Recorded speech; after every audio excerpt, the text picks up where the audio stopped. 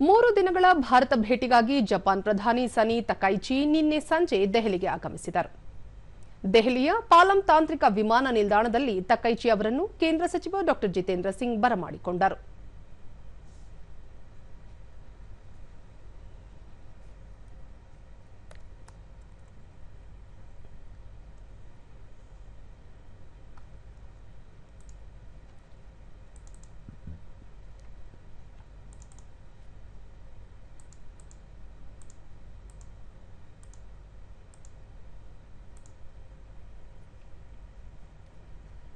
ಬಳಿಕ ರಾಷ್ಟ್ರಪತಿ ಭವನದಲ್ಲಿಂದು ಪ್ರಧಾನಿ ನರೇಂದ್ರ ಮೋದಿ ಸಮ್ಮುಖದಲ್ಲಿ 3 ಸೇನಾ ಪಡೆಗಳಿಂದ ಸನಿ ತಕೈಚಿ ಅವರಿಗೆ ಗೌರವ ರಕ್ಷೆ ನೀಡಲಾಯಿತು.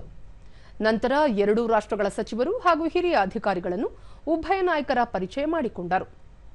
ಪ್ರಧಾನಿ ನರೇಂದ್ರ ಮೋದಿ ನೇತೃತ್ವದಲ್ಲಿಂದು 15ನೇ ಭಾರತ ಜಪಾನ್ ವಾರ್ಷಿಕ ಶೃಂಗಸಭೆ ಮಟ್ಟದ ಮಾತುಕತೆ ನಡೆಯಲಿದ್ದು, ಸನಿ ತಕೈಚಿ ಮತ್ತು ಅವರ ನಿಯೋಗ ಭಾಗವಹಿಸಲಿದೆ. ಭಾರತ ಜಪಾನ್ ನಡುವಿನ ಕಾರ್ಯತಂತ್ರ ಪಾಲುದಾರಿಕೆ ಮತ್ತಷ್ಟು ನಿಕಟಗೊಳ್ಳುತ್ತಿರುವ ಹಿನ್ನೆಲೆಯಲ್ಲಿ ಸನಿ ತಕೈಚಿ ಅವರ ಭೇಟಿ ಮಹತ್ವದ್ದಾಗಿದೆ. ಪ್ರಧಾನಿ ನರೇಂದ್ರ ಮೋದಿ ಭಾರತ ಜಪಾನ್ ವಿಶೇಷ ವ್ಯೂಹಾತ್ಮಕ ಮತ್ತು ಜಾಗತಿಕ ಪಾಲುದಾರಿಕೆಯನ್ನು ಮತ್ತಷ್ಟು ಆಳಗೊಳಿಸುವ ವ್ಯಾಪಕ ಶ್ರೇಣಿಯ ಚರ್ಚೆಯನ್ನು ಎದುರು ನೋಡುತ್ತಿದ್ದೇನೆ ಎಂದು ಸಾಮಾಜಿಕ ಜಾಲತಾಣದಲ್ಲಿ ತಿಳಿಸಿದ್ದಾರೆ. ಮೊದಲ ಬಾರಿಗೆ ಭಾರತಕ್ಕೆ ಭೇಟಿ ನೀಡುತ್ತಿರುವ ಜಪಾನ್ ಪ್ರಧಾನಿ ಸನಿ ತಕೈಚಿ ಅವರಿಗೆ ಆತಿಥ್ಯ ನೀಡಲು ಸಂತೋಷವಾಗಿದೆ.